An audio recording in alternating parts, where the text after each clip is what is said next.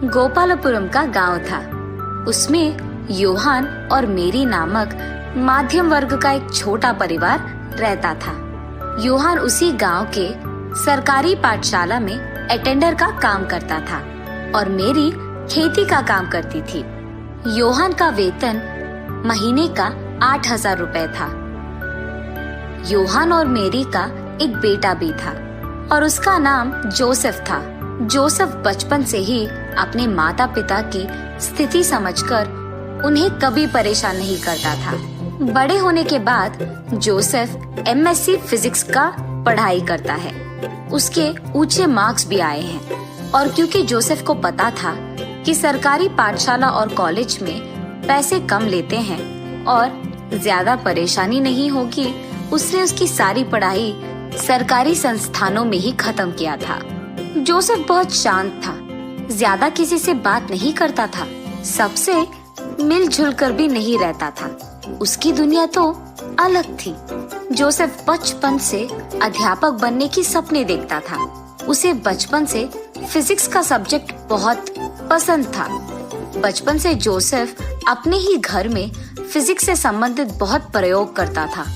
उसके एमएससी खत्म होने के बाद जोसेफ को बहुत खुशी होती है कि वो अध्यापक बनने की एक कदम दूरी है। उसके उपाधि प्रमाण का पत्र अपने हाथों में लेकर वो ऐसे कहता है, बहुत जल्द ही मेरे अध्यापक बनने की सपना सच होगी। जोसेफ के माता पिता को भी खुशी होती है कि बहुत जल्दी उसे एक नौकरी मिलने वाली है। कुछ दिन बाद एक कॉलेज में जोसेफ अध्यापक की नौकरी के लिए इंटरव्यू के लिए जाता है।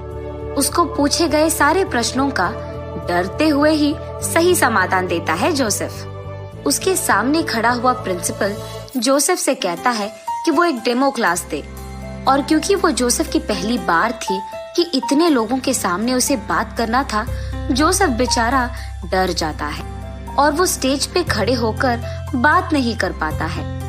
ये देख प्रिंसिपल जोसेफ से ऐसे कहता है, तुम टीचर नहीं बन सकते। टीचर सबके सामने बात करता है, तुम तो बात नहीं कर पा रहे हो। टीचर को सबको कंट्रोल में रखने की जरूरत होती है, पर तुम में तो वो गुण ही नहीं है। ये कहकर वो जोसेफ को वहाँ से बाहर भिजवा देते हैं और क्योंकि वो प्रिंसिपल जोसेफ से ऐसे कहता है, जोसेफ को लगता है कि वो शायद जिंदगी में कभी भी अध्यापक नहीं बन पाएगा और वो बहुत निराश होता है। घर जाकर अपने माता पिता को जो कुछ भी हुआ बताता है और क्योंकि जोसेफ के पिता बुजुर्ग थे, वो कहते हैं कि वो घर की जिम्मेदारी नहीं ले पाएंगे और अब वो काम भी नहीं कर पाएंगे, इसीलिए घर की सारी जिम्मेदारी जोसेफ को ही लेना पड़ेगा। जोसेफ को ऐसे दुखी ना देख पाने के कारण उसके पिता जिस पाठशाला में वो अटेंडर का काम करते थे, उस प्रिंसिपल से विनती करके जोसेफ को वहाँ अध्यापक की नौकरी दिलवाते हैं। जोसेफ कुछ दिन बुरा मानता है, लेकिन उसे एहसास होता है कि अगर वो घर पे रहेगा तो घर नहीं चलेगा, इसीलिए वो उसके पिता के दिलवाए हुए टीचर जॉब को जाता है।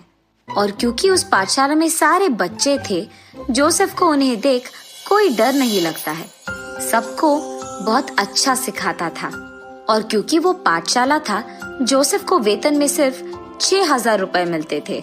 तब जोसेफ को समझ में आता है कि 6,000 से उसकी सपने सच नहीं हो पाएंगे, इसीलिए जोसेफ को लगता है कि उसे और पैसे कमाने पड़ेंगे। इसीलिए वो सुबह उठकर साइकिल पे चलकर सारे घरों को अखबार देता था।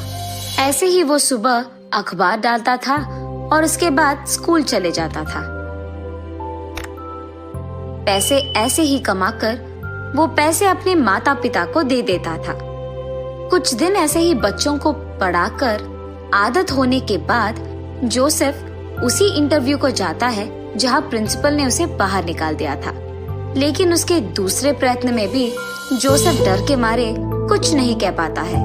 उसको समझ में नहीं आता है कि उसको ऐसे क्यों हो रहा है, इसीलिए वो उसके बचपन के पसंदीदा अध्यापक रामकृष्ण के पास जाता है।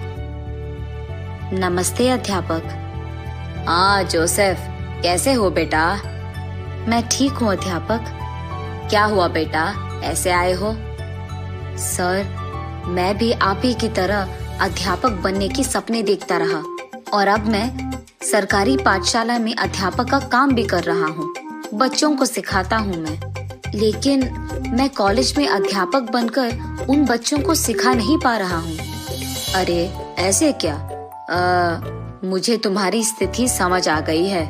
तुम्हें कॉलेज में सबके सामने बात करने की हिम्मत नहीं आ रही है।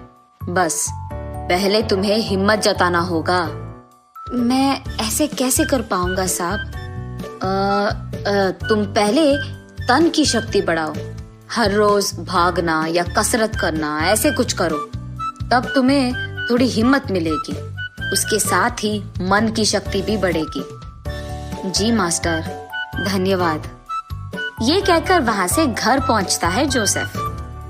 उसके बाद वो हर रोज स्कूल से लौटाने के बाद वो सोच में पड़ जाता है कि क्या करे। आखिर में फैसला करता है कि उसके गांव में मौजूद मिट्टी की पर्वत चढ़ने और उतरने से काम हो जाएगा। ऐसे ही एक दिन पर्वत पे जाकर थकान के कारण बैठकर सोचने लगता है कि वो आखिर कॉलेज में बात क्यों नहीं कर पा रहा है। तब उसे एक जवाब मिलता है, बच्चे मुझसे कोई सवाल नहीं पूछेंगे, इसीलिए मुझे उनसे डर नहीं लगता है।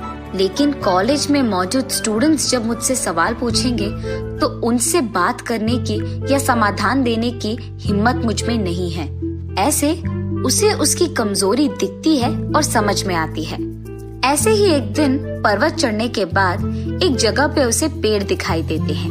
वहाँ रुककर वो उन पेड़ को स्टूडेंट समझकर उनको पाठ सिखाने लगता है। ऐसे वो हर रोज करता था और उसकी आदत डाल लेता था। कुछ ही दिनों में उसमें हिम्मत आती है। जिस कॉलेज में वो 2 बार डेमो क्लास नहीं दे पाया, उसी कॉलेज में जाकर आखिरी बार एक मौका पूछता है। सर, मुझे एक आखिरी मौका दीजिए, मैं अपने आप को साबित करूंगा।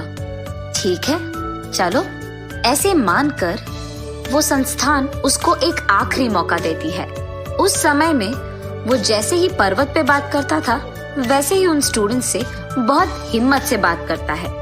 उसके सिखाने की तरीका और उसकी हिम्मत देख प्रिंसिपल जोसेफ की तारीफ करके उसको फिजिक्स की अध्यापक की नौकरी देते हैं। महीने का 25,000 का वेतन था उसका। आखिरकार उसका सपना सच होने के कारण वो खुशी खुशी घर लौटकर उसके माता पिता को ये खुशखबरी देता है।